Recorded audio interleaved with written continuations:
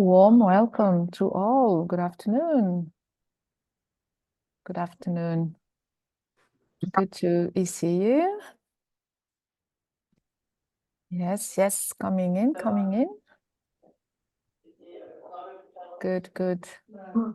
Everybody more or less coming from lunch, Top. getting Écoutez, organized. on se revoit pas. Thank you for the mute.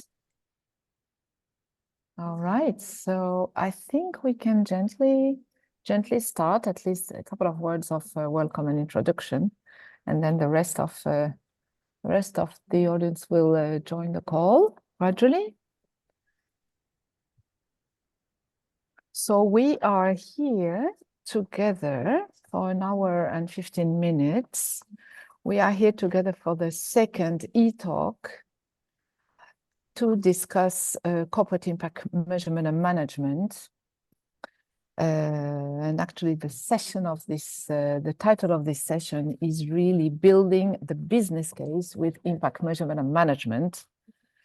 So in the context of a corporate organization. So just as a refresh, quick words on the context, why and how this e-talk fits into our impact acceleration group series of sessions. As we all know, companies, senior management, impact teams, they're willing to create more coherence between impact and business agenda. And our members, already a couple of years ago, our members are increasingly willing to share with us that they are increasingly willing to contribute to the corporate impact journey of their company. And even for some of them, they want to influence the business model. And the big question is how Impact Europe can help them doing so. So they ask us to support them, to really try to unpack how they can contribute building the business case. So this is why we choose a series of 5 topics, which we identify as key levers to facilitate this contribution to building the business case, how impact teams, corporate impact teams can contribute to building the business case. So we had one meetup in January, that was the first of the year, to discuss implementing cultural shift through employees engagement supported by senior management. So cultural shift, very strategic topic. As we all know, the support from senior management to address and set up a number of strategic measures to embed impact throughout the core strategy and the culture of the company is key. So we started with this big one. It was an amazing session with a key takeaways you can find on the website. And today we are here. So e-talk number 2, corporate impact measurement and management, building the business case with impact measurement and management. So I would like to say that this meetup actually is it's the continuation of a work we started last year in a publication that we call Burning Topics, so short articles with a contribution for a couple of members. We had SAP, IKEA Social Entrepreneurship, and Cloda contributing to this article, and Nicola in a few minutes will share some highlights of the first part of this work we've done on this topic. So without further ado, I would love to introduce our amazing speaker today. We have with us 4 long-lasting partner and seasoned practitioner. We have with us Daniela Pereira, who is in charge of for Sonai Missão Continente, the largest retailer in Portugal. Daniela is actually head of social engagement and communication. We have with us also Alan Barbieri. Alan is head of program at Generali's Corporate Foundation, the Human Safety Net. Interestingly, Generali developed, has the philanthropic vehicle, but also an impact investment vehicle, which is super interesting. And we'll see how corporate impact measurement and management best practice has also shared very consistently with this team from Impact Investing. We have with us Claudia Connolly. Claudia is actually the Global Director for Business for Social Impact. And interestingly, B-Force SI is developing amazing tools to help corporates measure the impact and also bridge this methodology framework to help transforming business practice into more sustainable and inclusive business practice. So really fascinating sharing of experience. Claudia works and her team works with 100 plus corporates, not to say 200 actually. You'll tell us more, Claudia. Last but not least, we have the pleasure to have with us Lucinda Weber. Lucy is from Sanofi, the Global Health Unit, very unique impact setup because it's an ad hoc GBU business unit dedicated to impact, complementing the work that Fondation Sanofi is doing separately. So without further ado, Nico, over to you. We'll have 2 rounds of interviews. Nico will start and then I will hand over. Nico, over to you. Thank you. Thank you, Sophie. Welcome, everybody. Yes, so we've been talking about this topic for a while now. Actually, we started to be vocal about it last year. We had a session at our Business of Impact event in Venice. Afterwards, we conducted a survey and published a burning topic article about the survey results. And then we also had a session at our Impact Week in Torino later last year. So what does impact measurement mean in a corporate setting? That's what we wanted to explore. We all know that impact measurement is important for investors who strive for social and environmental change in order to understand what works, what doesn't work. But in a corporate setting, there's another additional layer we need to take into account, because impact measurement and management can also be used to manage the relationship with the related company as a corporate social investor. And using the IMM framework in that way leads to 2 main opportunities we identified, which is on the one hand, mobilizing more resources from the company towards the impact initiative or towards the corporate social investor. On the other hand, it can also be used to influence the company's impact journey and to actively contribute to its success. So those are the opportunities we identified. And through a survey we conducted with 26 corporate social investors last year, we wanted to understand how our members are actually realizing these opportunities in their own context.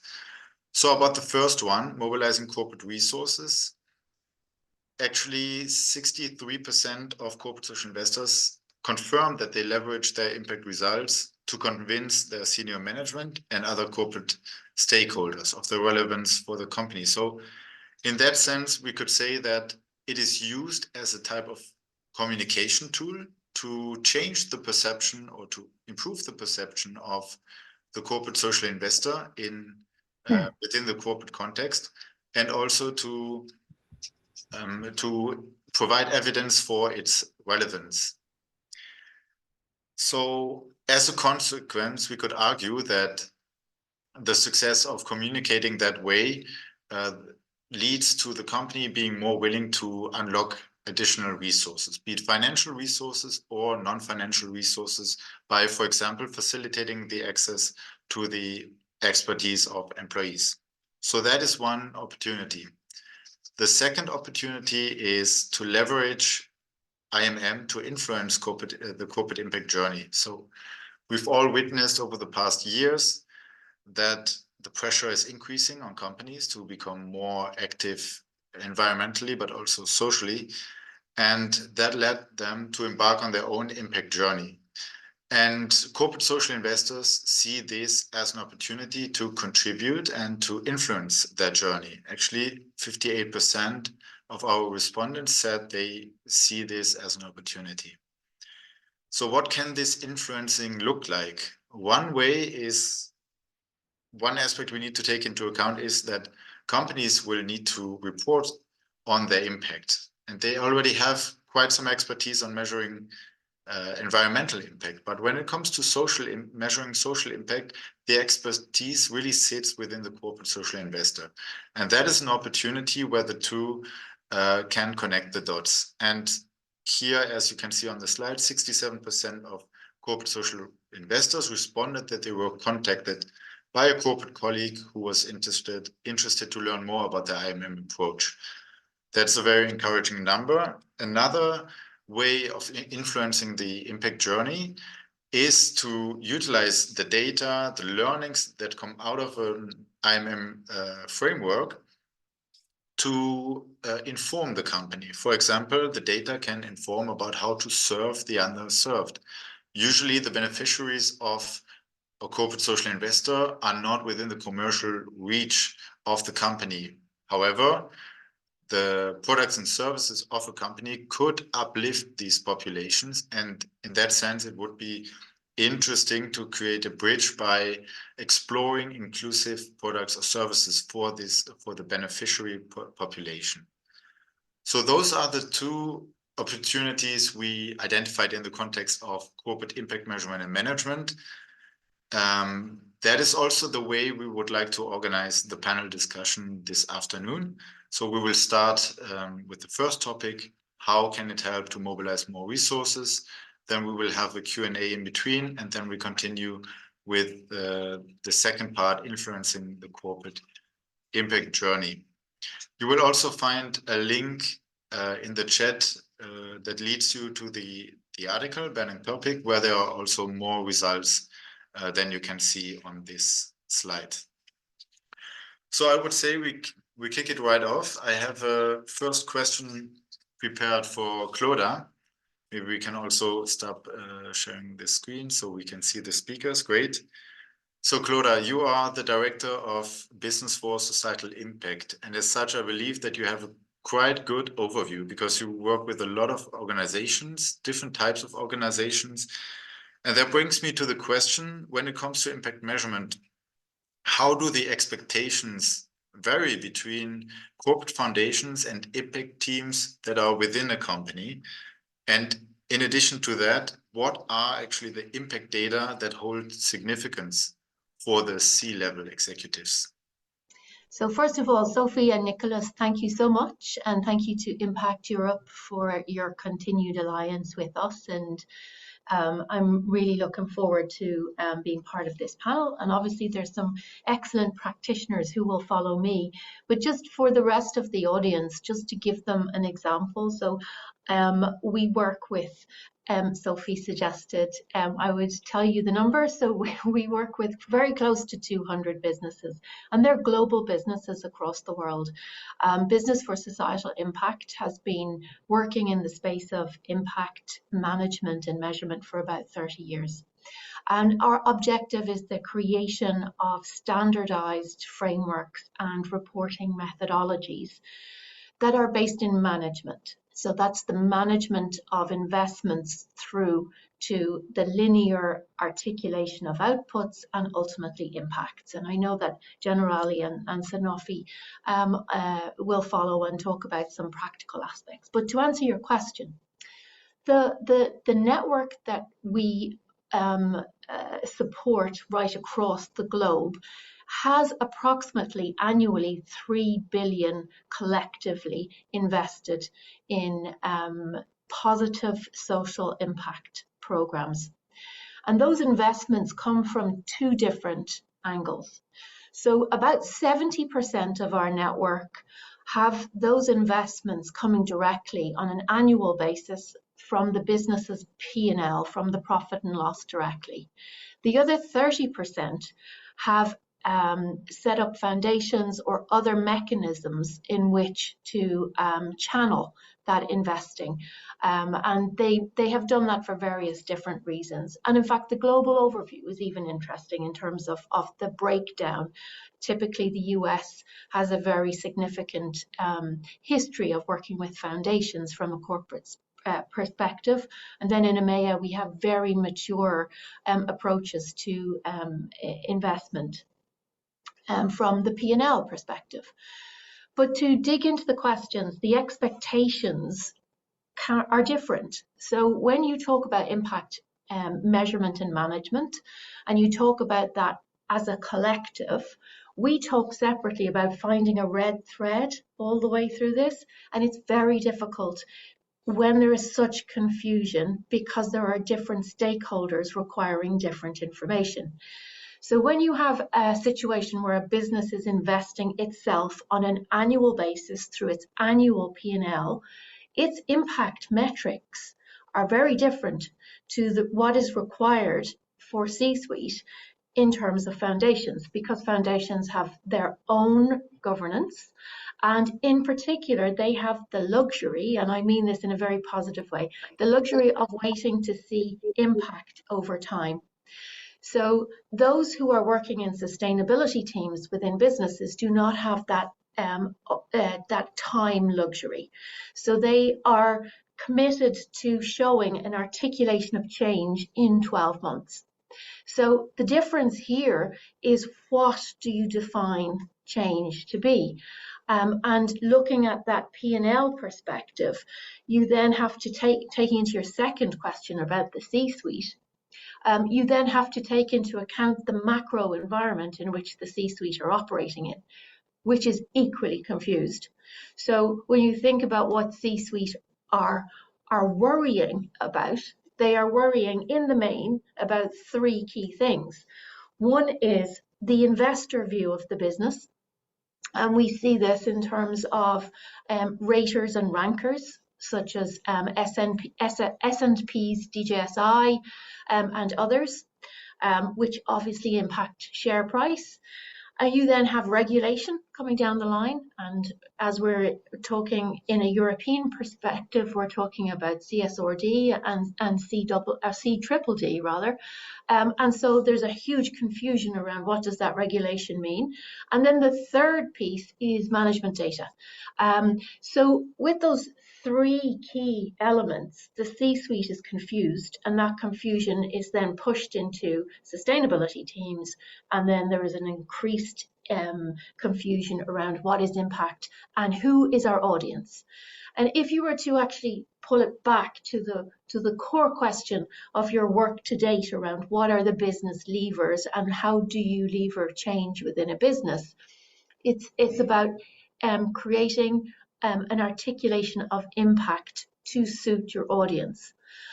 So in terms of what you do, it's not changing what you do to fit aggregators or regulation, but staying true to your programmatic objectives and then pulling your metrics that are appropriate to key audiences. And so therefore, it doesn't mean that you can't have longevity in impact measurement, but it does mean that for certain audiences within businesses such as C-suite, you need some shorter term impact metrics. And that's an element in which we've specialized in. And I'm not going to go on because I know there's a ton of other people who have really practical experiences here and really interesting takes.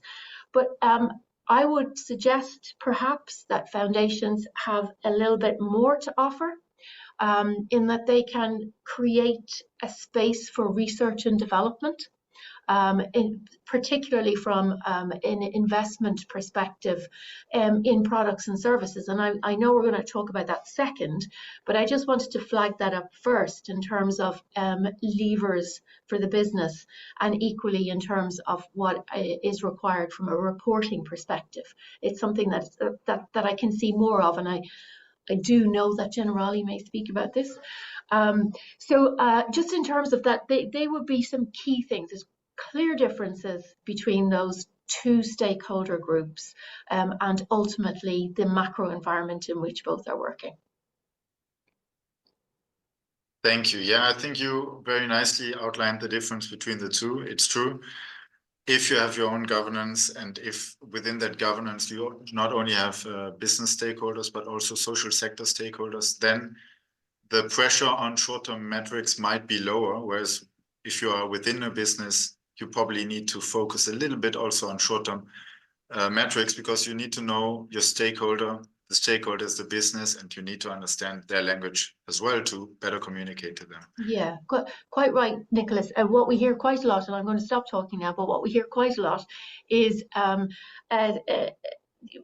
business unit coming back to a C-suite to say, if you give us 5 years, we can show you some impact.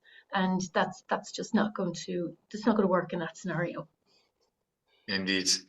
Yeah, in the Human Safety Nets case, it seemed that you have a quite successful case actually, because probably people will get jealous when they hear it, but Alan, you saw your budget triple within 1 year, and apparently IMM played a part in it. Probably not the main success factor, but probably it played a role. So could you shed light on how you were able to utilize your IMM framework to make that happen? Sure. Thanks, Nicholas, and hello, everyone. Yeah, very, very interesting subject, I have to say. And I was thinking of saying something that I heard now Claude making that introduction, and I'm gonna change a bit, what I wanted to talk about, because I think it's so interesting. You were mentioning this articulation of the impact to suit your audience, right? I think that's very, very, very right, and the short-term versus long-term impact metrics. Let me just start by saying that, IMM did play an important role, in having our budget tripled after only 5 years of existence as a foundation, because, we started working in 2018. And, I guess, 15 years ago, roughly, working towards a positive impact was enough to be applauded for. But now I think, it's not enough anymore. The difference is made on how you measure and tell, by the way, your impact. Interestingly enough, I think that, representing the foundation of an insurance company, by the way, Generali, the insurance and asset management company that is, behind this, it has been helping us in the way we measure impact so far, and positively so. What I mean is that, our internal stakeholders and our board, for that matter, is used to risk management, is used to making long-term projections based on all kind of proxies, because that's how the financial sector, the insurance sector in particular, works, right? And our work, in particular in one of the programs we run as a foundation, which is early childhood development, impact takes time. Child development takes time. You need to be patient. So we're lucky that our board, in a way, understands this. And some funders, in my view at least, exited this space in the past few years, and I believe the lack of short-term impact was one of the main causes. And I think it is fair in some ways, right? Because I mean, how do you show both internally and externally that you're making a difference? You have to, or you will lose internal support. Coming to us, the Human Safety Net, we managed to develop this measurement framework that we deployed across our portfolio of partners. We're talking about around 80 NGOs and social enterprises now, so quite a big one, with 27 countries. And we closely monitor, both, with quantitative and qualitative data and impact stories. And we regularly bring this to our board. And this to me is the important point, a constant update based on a mix of, data and impact stories, help others understand what you're doing, on a daily basis, and how impactful you are. And to us, this was really like the turning point. But sticking to the monitoring side of it is not enough in a way, because it looks at the day-to-day implementation. You also need to evaluate, which is something that looks at a longer period of time. And this is where we at the foundation try to create the right conditions for the NGOs that we support to reach that long-term impact. And we, in a way, tweaked our program strategy towards that. So what I mean with that is that we created a mechanism that we call Scale Up Impact within the foundation that supports a limited number of NGO partners per year based on criteria linked to their scalability or replicability of their model or ideas. And in this way, the program strategy and the measurement strategy are talking to each other, right? So 6 years now down the lane that we started working, we are our first roughly midterm results, which convinced our board, to go back to what you asked, Nick, at the beginning, to triple our annual budget. So we came back with data that were telling like clear information on a quantitative side, plus all the stories that we showed them, and that convinced them to triple our budget, which will of course in turn for us also mean that we're now in the position to serve even more NGOs. But just an important point before I close to say that there are different grant making models out there, right? So some of them are more based on short-term results, I guess. Think of vaccines administered, meals delivered. I mean, that you need to be short-term, right? So I guess for those short-term is not negative. I'm not saying it is negative, right? We are looking at trying to transform people's lives.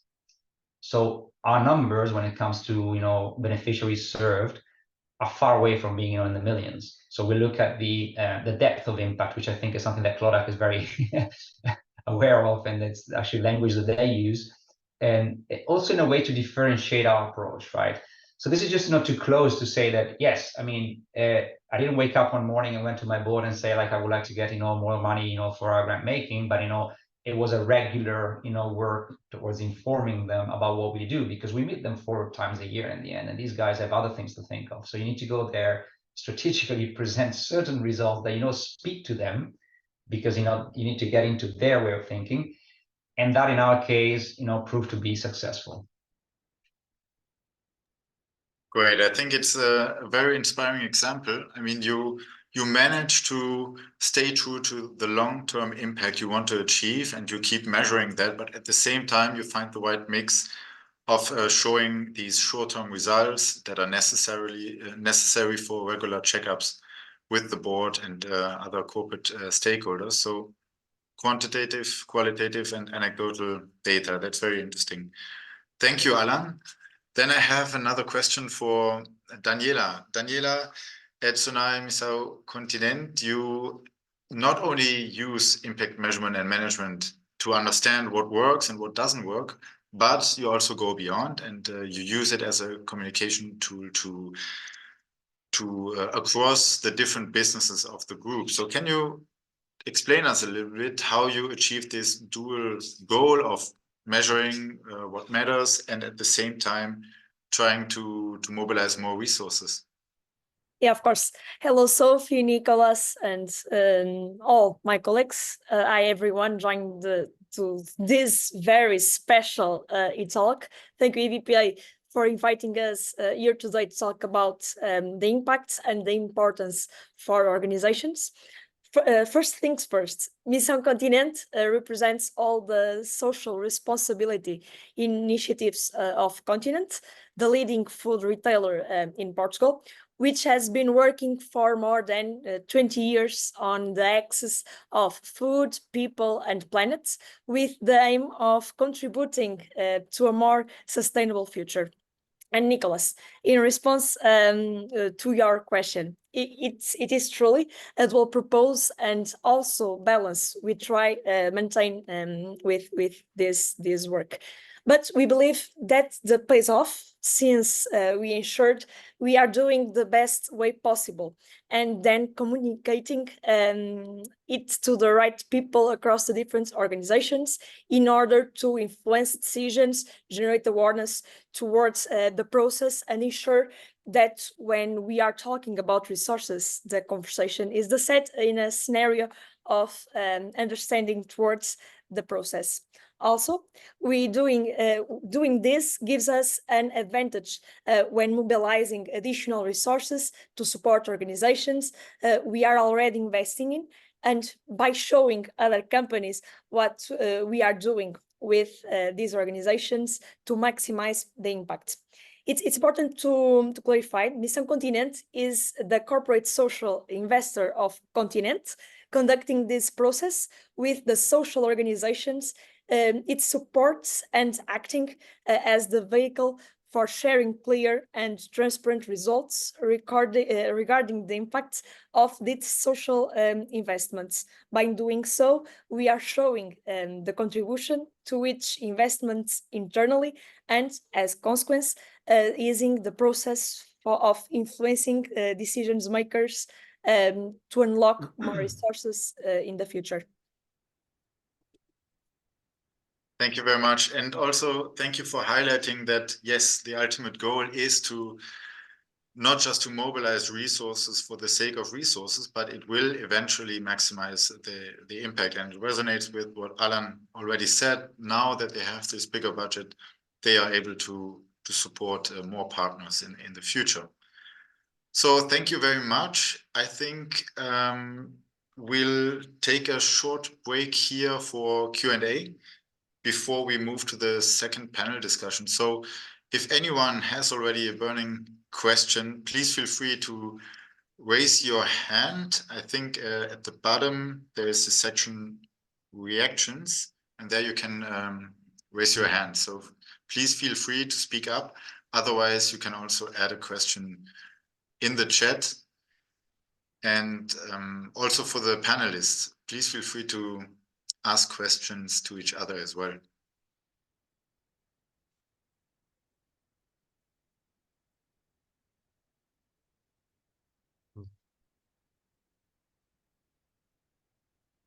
So Nicola, I maybe have a question for my fellow panelists. I think it was really great, and a lot of what you guys were talking about, we think we all work with day on day. There's a really interesting, we use a lot of words when we're talking around impact, and it's a social responsibility, and it's this investment. And I think it's something we all struggle with, is to get people to change their thinking and the language inside the business to move from, well, we're spending money on social impact, or we're spending money in CSR, or it's our responsibility to do this, to a mindset of we're investing in impact. So, it's not a return on investment, it's rather a return on impact. We're getting this investing and we're getting impact back. And it would be really great to hear from you both around what did that journey look like as you were going through, or what were some of the key messages that you would bring across to your senior board to get them as excited about investing in social impact and not just feeling it's a responsibility or it's their duty or it's a role of the company to do this.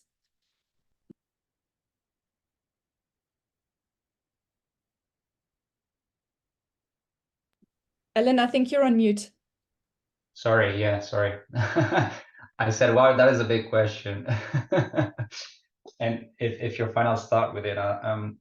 I mean, two things I can think of. One is that there's some things, that are strictly related to the personal way of living a life, of a person, right? So, and you can hardly get into that, right? So being a top manager, being, like a middle manager or whatever it is, we saw that champions across the company are there, right? But you need to identify them, make use of them, and make sure that you spread the message.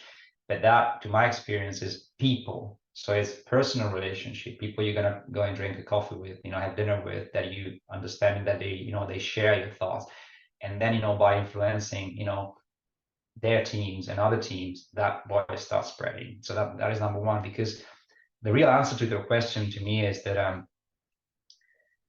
I guess you still need to identify strong business reasons, for that. The social case is evident for everyone why you should do that, but often is not the good ones. Like, I also like to help, poor people. Let's go all together and help poor people. Like, I'm gonna say this is a little bit more complex than that, right?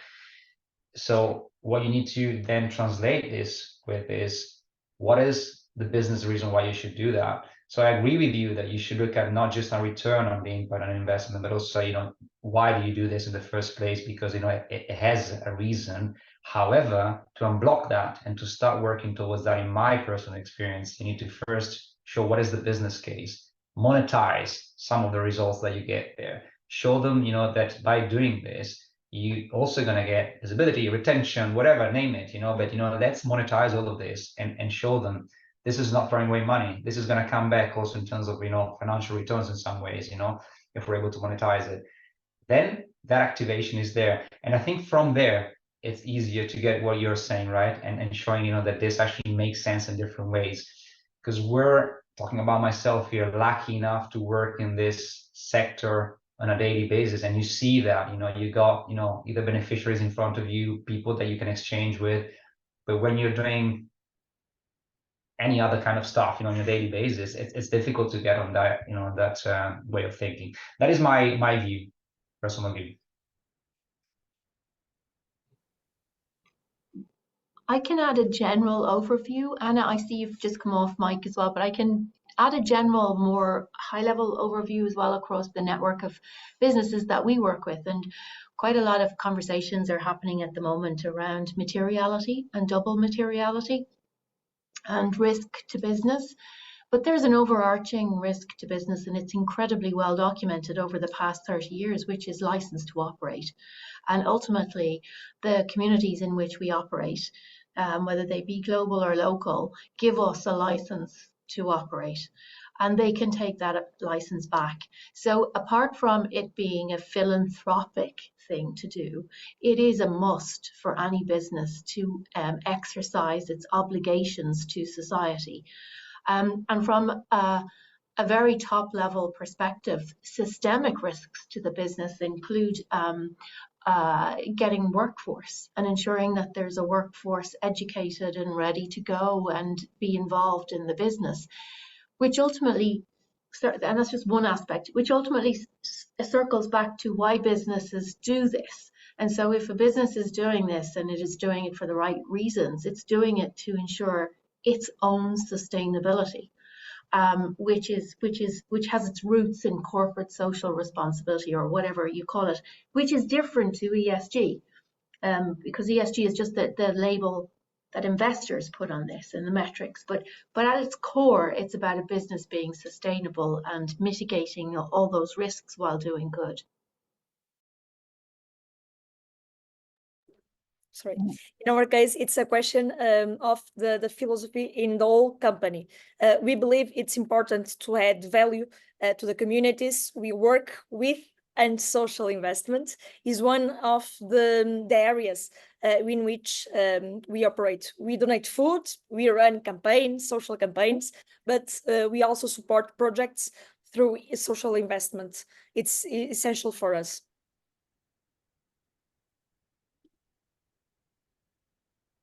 Yes, and if I may, just building off what have been said, I mean, walking the talk of the purpose is definitely become key for senior management, because we found out in an Ashoka a great publication, in the minds of CEO, that one of the biggest fear of CEOs is purpose shaming. It's behind that, it's all about social, being accused of social washing, greenwashing, and so on. So it's maybe not as novel as we'd like, but at least it is a big driver, and they would get mobilized for that.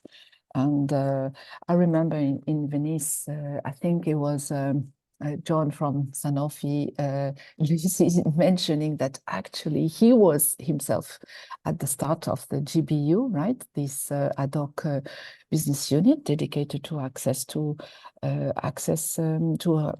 all to health. He said, you need to, he was in this position to convince the CEO and the COMEX executive committee of Sanofi at the time of creating this business unit to really touch touch the very key business reason, in a way, that would make those senior leaders move. And he said it's very different from one company to another. And I think, Claudia, Alan, you started to mention that, it can be talent retention, hiring talent.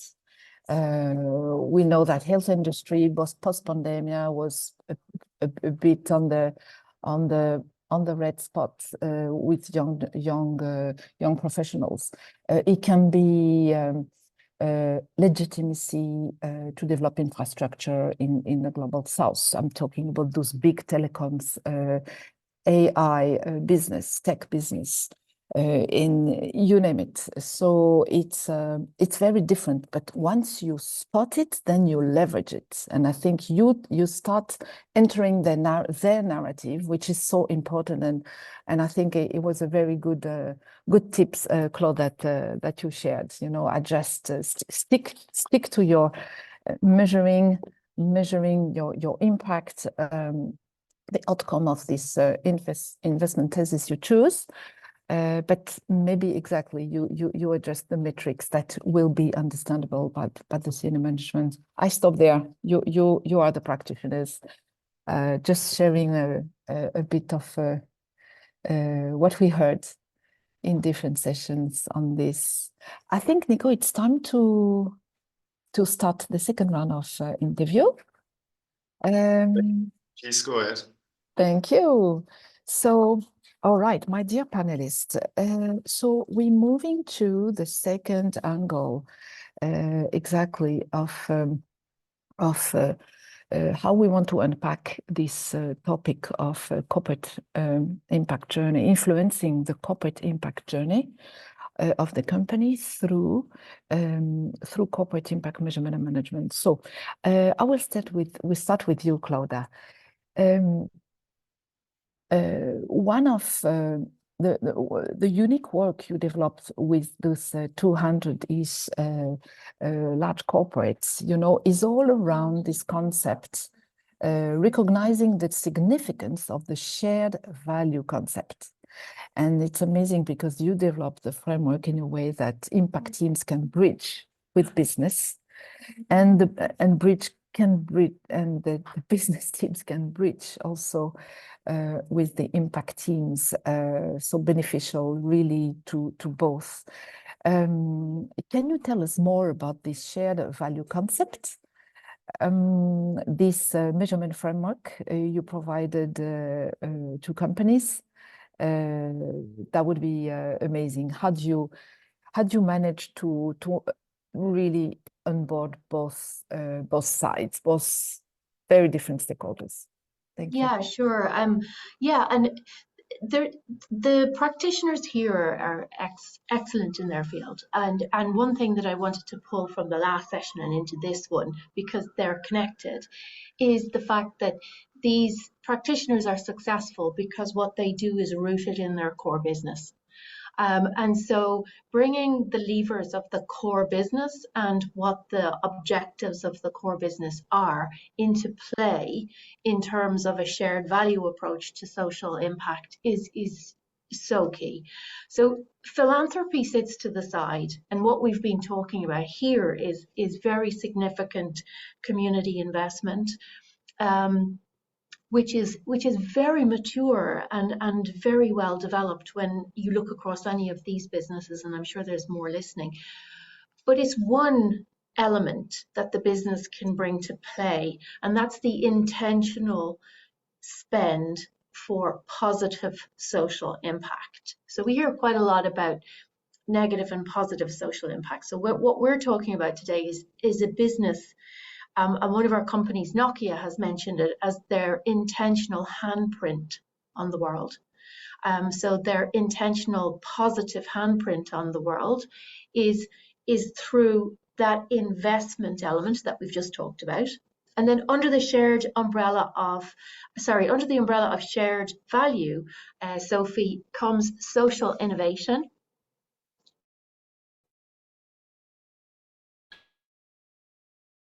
And social procurement. So those three particular strands, what you then bring into play is social innovation, which is the development of products and services that have a return to the business, but also a return to the individual. I'm not sure if I've frozen. Did I freeze? Am I back? Okay, so I hope my face didn't freeze in a very unpleasant way, but let me just recap very quickly. Shared value is based on three pillars: community investment, the intentional spend, the development of products and services that have a return to the business and also to society, and the diversion of procurement spend for social good. And I'll take the last one first because it's simpler. So the diversion of procurement spend is not about looking at supply chain issues, but rather taking the spending power the business has and diverting some for social good. And it is easier said than done. It requires others within the business to play along, particularly in the procurement teams. But if you think about a giving budget in a large global corporate being in the region of 125 million in a year, a procurement budget is in the billions. So a percentage of procurement budget diverted for social good in line with an overarching objective in terms of what that good should be, it is a means to great impact. And then the middle pillar, being social innovation, is probably, and I think there's some examples in this team, but it's a little bit more interesting. So our frameworks support the spend for research and development into goods and services that have that social return and also the return to the business. And there is nothing wrong that a business has a return. It may be that the return on investment is slightly lower. It could be the same, but ultimately it is producing something that has a positive good as well for society. And some of those examples that we have seen include Experian, who have expanded their market in specific regions globally by producing an app that allows for the unbanked to get a credit rating and therefore get a bank account. We've also seen some significant players in the manufacturing sector in the US who have specialist refrigeration units, and they've gone into India, into the street cart market, and they have created specialist freezer units for use there, and that has a health benefit in that area. And there is a return to both there. So I'm going to pause, but those three key pieces are those three key tenets are what underpin shared value. Thank you so much, Clodagh. Very insightful. Alan, Generali's sustainability strategy encompasses 4 pillars: responsible investor, responsible insurer, responsible employer, and responsible citizen. And obviously your foundation contribute to the last pillar, responsible citizen. But it's quite fascinating. Could you elaborate on how you extend your impact to the other pillars? Because actually your foundation was a paramount in launching the impact in investing initiative, and your IMM framework play a key role in that respect. How your IMM plays a role in realizing these contributions? Yeah, thanks, Sophie. Thanks, yeah.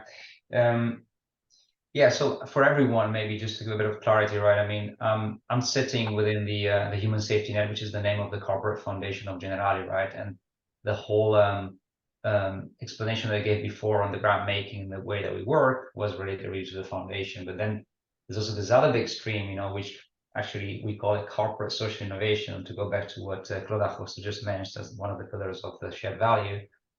And that is the work that the Human Safety Net, the foundation, does within the business to influence the business, right?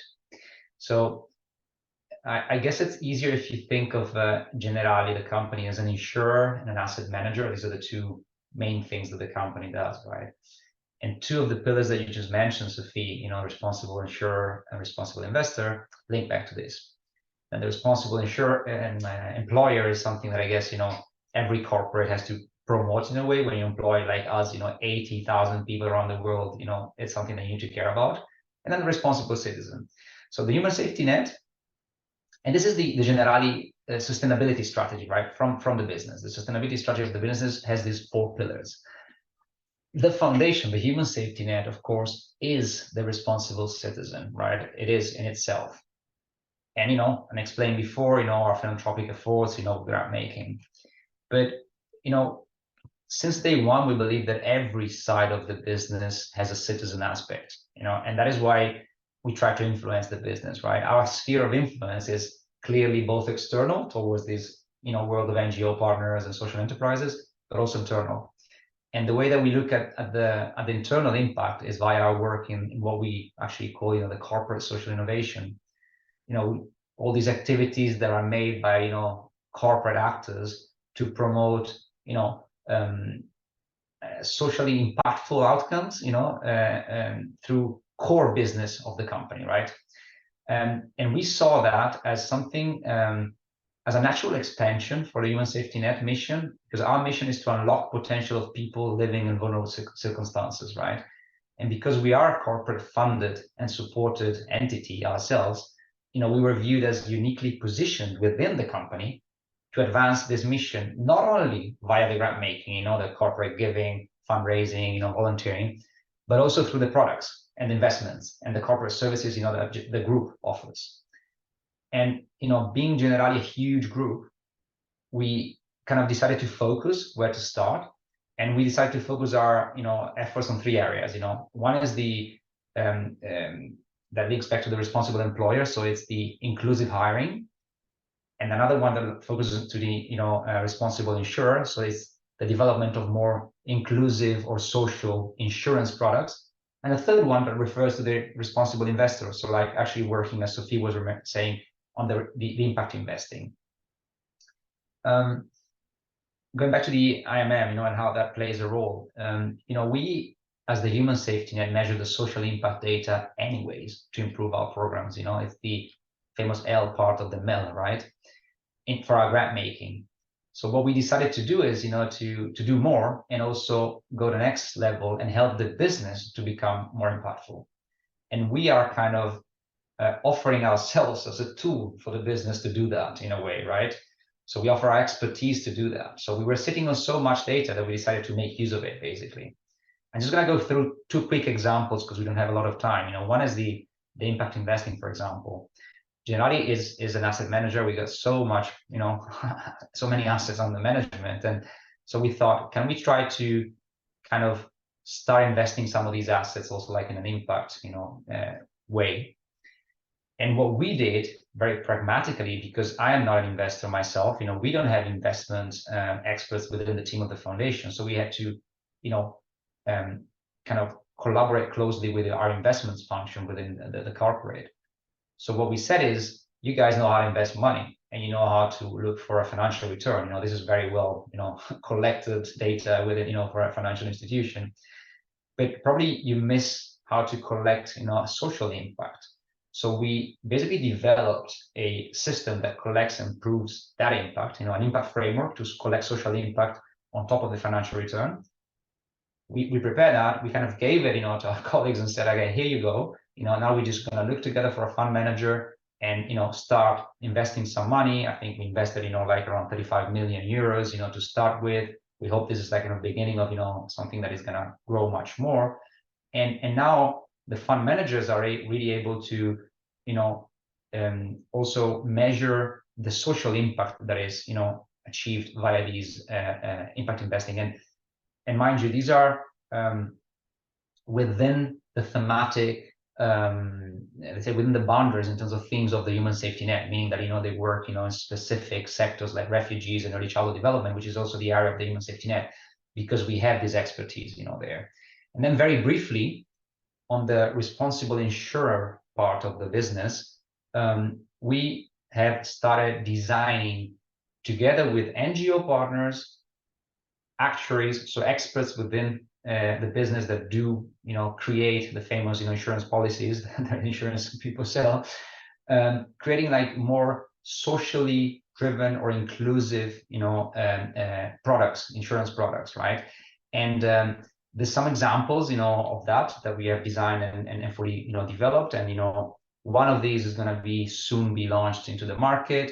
and we're very proud of that. It's a first off for us, you know, like really creating a product that was not there. So it's not about retrofitting, you know, in any ways here. It's about saying, hey, we created something to reach a target group, in this specific cases are refugees, and to help them, you know, in certain ways, you know, in that specific country.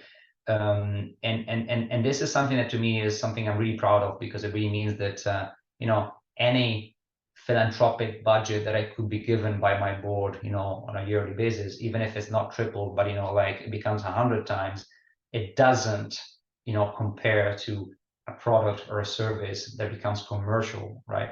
And it starts working, you know, and it's, you know, the potential of impact of that is much bigger, you know. So I think the two things needs to be there, but, you know, what we're trying to achieve here is, you know, something that then just goes, you know, with the market. And as Claudia was saying, you know, we're also going to make financial return there. I mean, that is not a shame, you know, it's the shared values, both things that we're aiming at. So I'll just close here. Thank you, Alan.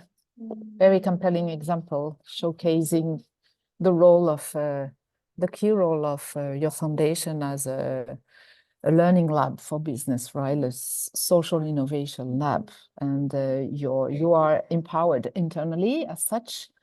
And this is a great way to bridge and embed impact into business, really put them on the learning curve, thanks to your safe space of experimentation and so on, and all the expertise you can share. Amazing. Thank you, Alan.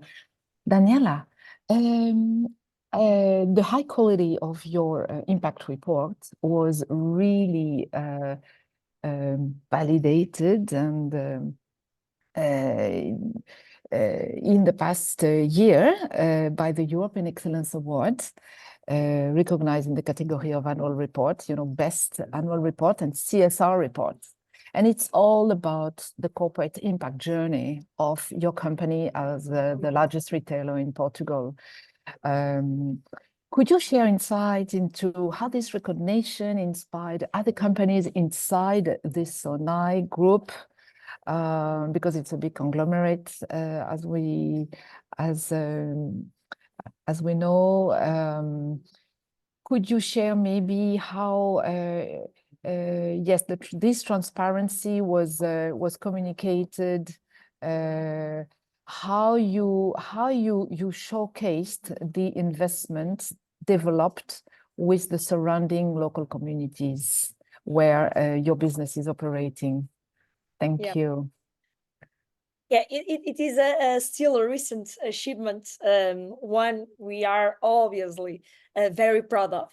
So we don't yet have the evidence to support that inspiration process, but we believe it will have impact on other companies. Who knows, maybe we will see examples of this inspiration at one of these meetups.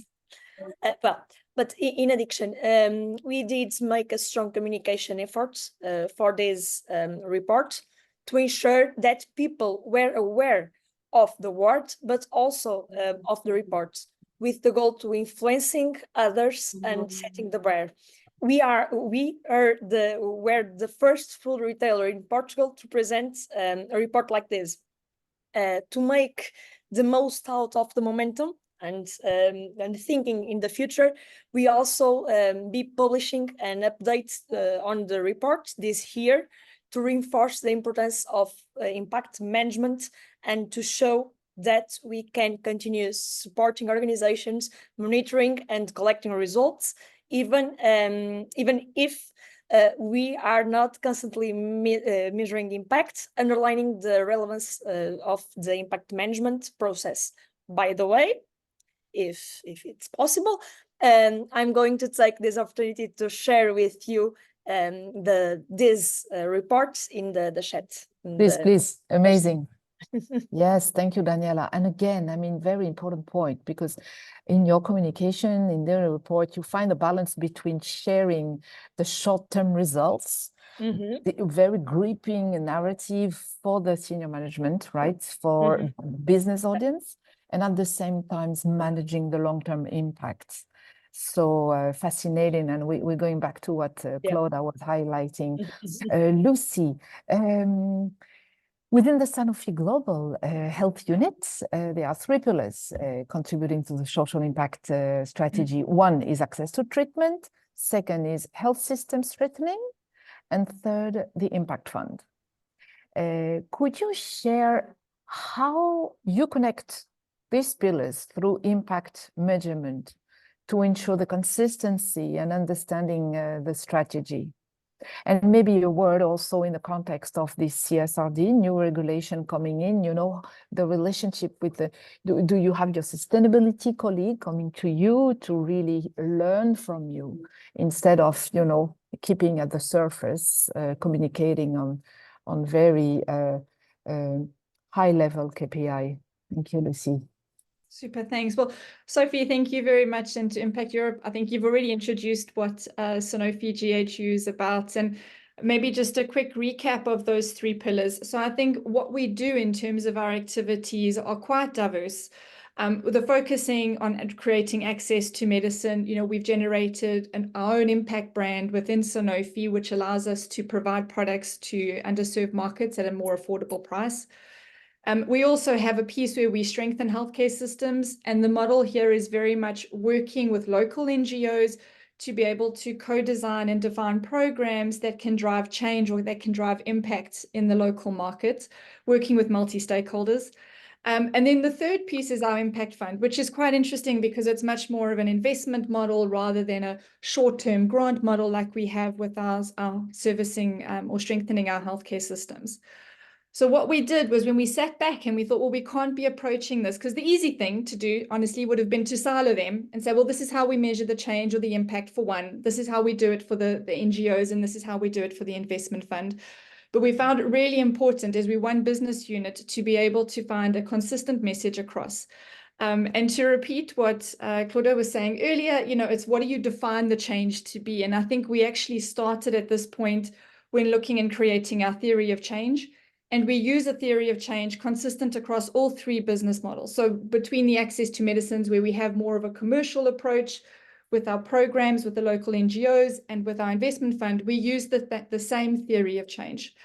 To give you an example and of what that change could mean across the different pillars is one of our key outcomes of what we're wanting to drive, or one of our key objectives, or where we see we're wanting to move the needle or drive the change, build the impact, using all those great words, is the key thing is we're wanting to provide access to medicine to patients in these 40 markets. Knowing that each of the 40 markets have got their own needs and their own problems, we approach it very differently. What we did was we defined a way to measure for each one of them that's fairly consistent. To say access to medicine could mean a couple things. So when we're approaching it from a commercial perspective, we could look at it in terms of how many registrations are there, or how many products are available from the essential medicines list. How can we drive change or impact by looking to register additional medicines using our own internal sources to be able to drive that discussion and the change? Linking it in then to the more of the program activities, we could say, well, how do we use our supply chain partners? How can we work with local supply chain to ensure that we can increase the access, that we can get into more facilities, that we can expand it, that we can reduce the out of stocks? How do we train and drive process change here, using a local NGO to drive certain programs in a shorter space of time? And then with our investment fund, or with our impact fund, this is really to say, you know, we can go and invest in local startups and small businesses that are working with points of care or pharmacies, and saying, how do we help them become more of a point of care? How do we help them make sure that they've got NCDs on their lists, that they're stocking this, and that they're able to provide it to the patients? So through each of these activities, and through the unique way of measuring it with what the data is available for, what is us capable for within the time frame, whether it's a short term or a long term, we start to get these stories, which I absolutely loved, Ellen. I think it's a great way. You've got to share the stories. You just got to get the good news out there. We're able to kind of build this trust that what we're doing is starting to move the needle. We haven't moved the needle. We're not where we want it to be, but we're starting to see it edge in the right direction. And making sure that what we're doing is sustainable will mean that even if we are stopping exactly with a program or the contract closes, that change will still continue to drive. So bringing that message across, using a similar message around all we're doing is we're improving access to care or access to medicines. And that's really it. Like in a snapshot example, I know we're short on time. Hopefully I haven't spoken too quickly to get into the time zone, but that will possibly be there. And then Sophie, your last point, we were very fortunate to be able to build our framework up quite quickly with the support of some of the Impact Europe members and be able to test it and try it out and get some outside views.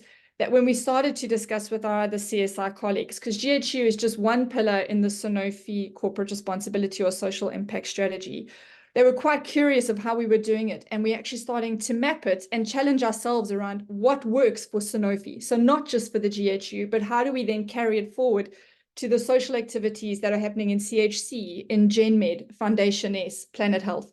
What are the types of things that we can measure consistently so we have one story, a very strong story coming forward? Thanks. Thank you, Lucy. Great, amazing. Amazing story. And we're back to the key elements of the narrative and how do you convene the message internally and externally. And that's definitely contributes to better empowerment internally and externally. And then running the circle with mobilizing, we're back to, again, how you mobilize more resources and so on. Amazing. So Q&A, right, Nicola? I think it's Q&A session. Please. We still have a very big group in the room. Please, don't be shy. Don't be shy. We do have plenty of questions, but we want you to take advantage of our audience. Tabala, please, Tabala, if you can unmute, floor is yours. Introduce the name of your organization, maybe. Hi, my name is Tadala Junde. I am working with CVS Health currently, but I'm actually looking to transition into this space. And so I'm really excited to hear about all of these various perspectives and learn a bit more. So thank you all for speaking. I had a few questions, and I think they're primarily targeted towards Clodagh and some of the things that she brought up earlier, but I think everyone can really speak to them. The questions I have were around the hesitancies that you may observe with the companies that your teams are engaging as they embark on their corporate impact journeys. And then I had another question about the ROI timelines that was mentioned at the beginning of the call, that depending on whether the funding is coming through the P&L or through a separate foundation, the expectations around the timelines to see impact are different. So I would like to know how that impacts what output is selected or recommended for an organization as they, begin their impact journeys. So I'm going to take your first question second. So just in terms of the ROI, and I think the practitioners on this call will have really deep level knowledge, but from our observations, we would never say go for short-term wins. We would always suggest and see across the network that, and Lucinda just gave a perfect example of developing an impact strategy, potentially through theory of change over time. What I was saying is that you also need some short-term metrics to be able to report back to the business. So it's not necessarily look at short-term impacts as your North Star. Look to the change you want to make as your North Star, and then create some metrics that will, and we talked at the start of the call about influencing the business. So influencing the business is where the short-term metrics come in. Your first question is, I can give an observation in terms of hesitancies, but they differ from geographic regions. So I'm listening to your accent and I'm hearing CVS, and I'm going to assume from the US. So I do see that there is a difference in approach from the US to European companies. And I think it is a traditional, and not to get too deep into it, but it's a Reaganomics approach from the 80s and 90s, where it was looking at a percentage of pre-tax profit, roughly 5%, as being a measure of good. And in Europe, that is not seen to be the case. It is not about the spend, it's about the change. And so I think in the US market, there's a slight shift now, and in particular with very advanced companies in the European region, or even US companies with European arms. They're seeing that the expectations are different, that it's not about philanthropy, it's about that shared value piece. Thank you. Thank you, Clodagh.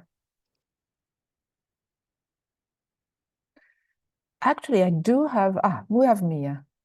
Okay, Mia, please go ahead, and if you can mention the name of your organization, will be lovely. Hello. Thank you.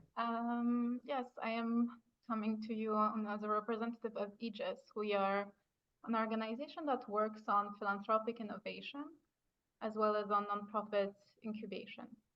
And we approach things very much from a systems design point of view mostly, and this is the way in which we're actually innovating. A lot of the aspects through which we conduct nonprofit activities around the world, and also seeing how we can actually redesign certain nonprofit frameworks to just work better as a bridge between grassroots initiative organizing and mutual aid aspects of society on one hand, and then the organizational and institutional and of course corporate aspect of things. So we're working on a lot of things that try to untangle a lot of those gray areas that we deal with a lot in nonprofits. And first of all, thank you very much for a very enlightening session. It's very insightful to have your opinions on how those metrics and measurements can work from your perspective. I come with you with a question that is related to basically how we conduct a lot of aspects of philanthropic innovation and grassroots initiative support, which is very different from as a perspective from what we have discussed today, in the sense that we try to be very close to how things happen organically in the field of nonprofit ecosystems evolution. And as a result, we are always trying to find ways to measure and qualify and quantify the development of ecosystems of support and mutual aid. And I'm very curious to know whether you have any insights on this, because just to give you an example, some of our projects, like a few years ago, let's say, we were working on projects related to refugee support ecosystems in Cyprus. And we started from nothing and created an ecosystem of support that was not directly tied to organizations, but rather tied to the network of mutual aid and grassroots initiatives and independent volunteers network in the country. And as a result, you know, like the analysis is that before that there was nothing, and after there was everything that was interconnected to a lot of very different metrics, very different stakeholders that were just very difficult to keep track of, because the way things have sprouted and the way things have worked was through sheer independence, mutual aid and solidarity actions, you know, that weren't tied to any budgets, to any organizations, etc. So I'm always on the lookout for any kind of insight that could allow us to measure these kinds of evolving ecosystems, and whether you have any insights on that.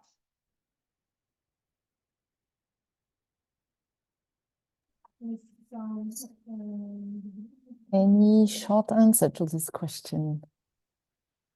Quite a tricky question. Yeah, it is. I think Alan maybe was getting close to seeing things from that perspective, but it is a tricky one for sure.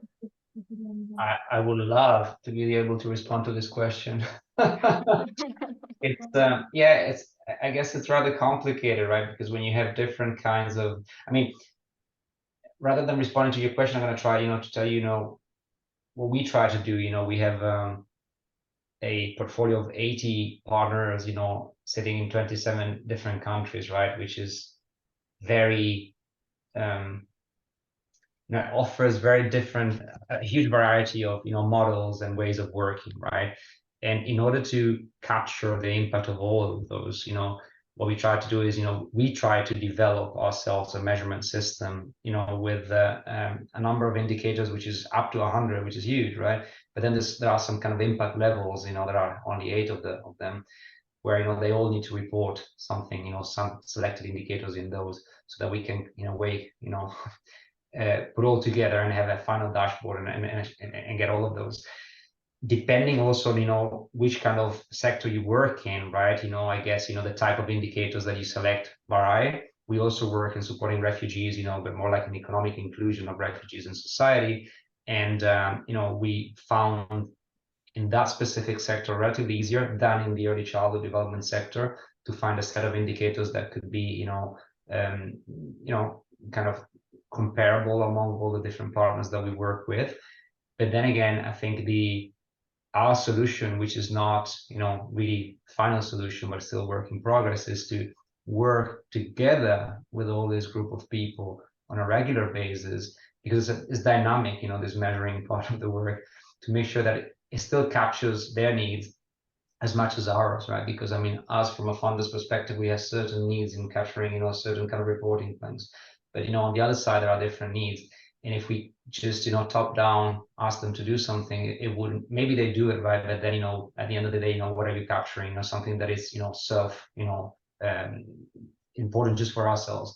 So this continuous cycle of, collaborating with them to update this measurement system is what is making it efficient for us and for them. So it serves also the sector. So this is what I could give you, as a piece of advice, but I'm not sure it really replies to the question that you were asking me. It's always good to have insights. Listen, we're all trying to figure this out, I think, and it's very complicated. But this actually leads me to a second question, if I may, because we're doing a lot of work on just the aspects of philanthropic innovation, and we're also collaborating with the European Union to see how we can incorporate some of those frameworks into the future developments of the European Union. And I think that one of the things that I personally, on a daily basis, and the people I work with, we struggle a lot is when it comes to understanding how to marry the incubation of nonprofit initiatives or just the support of nonprofit initiatives with the corporate ecosystem, is that ultimately we're really losing touch with the pure essence of philanthropy, which is the fact that we need to conserve in society some kind of space where we can simply support nonprofit initiatives without an expected return for the companies that support the initiatives. And while I think that it's completely normal to have certain aspects of society that do require a return, at the end of the day, we are really, on the brink of a climate emergency. We have extreme existential crises to deal with, whether it has to do with world wars and world wars threats, and just generally destabilized and increasingly scary society that has to deal with the arrival of exponential technologies that are like threatening our very understanding of reality and misinformation, etc. All those things are such emergency that we need to deal with, that to me the most dangerous part of the work that we engage in is to way too often be in a position where initiatives that are extremely useful, extremely useful, actually do not represent valuable enough causes to organizations and companies that could support them financially, simply because they do not offer a perceived return on any kind of support. And while I think that, there is space for all perspectives, I just wonder if you have a plan for sustaining some kind of space, at least, in which impact can be the main argument through which companies would want to support different initiatives without looking for a return. Yes, it's a fascinating question, and I'm so sorry we're running out of time. Very happy to put you in contact with our dear panelists to continue the discussion. We're so sorry, Mia. We need to wrap up, and I know some speakers need to run on another call. I really want to thank you all, dear speakers, and all the participants. Most of you are still online.